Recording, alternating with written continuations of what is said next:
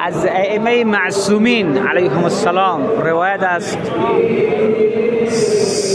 3 طبقه زنها عذاب قبر از او برداشته. خیلی مهم است. این 3 طبقه زنها کیها هستند که عذاب قبر از اونها برداشته می شود و اونها در قبر عذاب نمی شود؟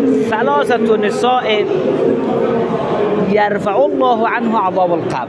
3 زن، یعنی 3 گروهی از زنها هستند که آنها عذاب قبر ازشان برداشته است. و حشرهن مع فاطمه، اینها با فاطمه زهرا سلام الله علیها محشور می شود. 1 امرأة صبرت على عسر زوجها، 1 خانمی که بر سختی های شوهرش را تحمل کند، یعنی زندگیشان اگرچه سخت است، سخت میگذرد، اما به خاطر که شوهرش به مشقت نیفتد این حالت را صبر میکند و تحمل میکند.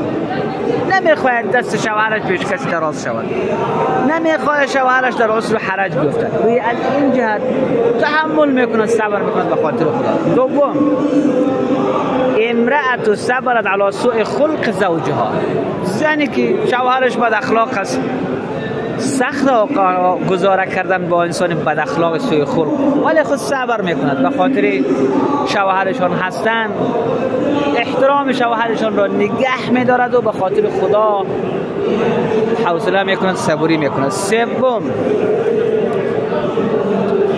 امرأة وهبت صداقها، خانمی که چی؟ خانمی که مهریه خود را ببخشد. اگر خانم مهریه خود را ببخشد عذاب قبر نمی شود. اما حدیثی هم داریم درباره سوء خلق، میفرماید من حسن بره باهل بیته زاد الله فی عمره. من حسن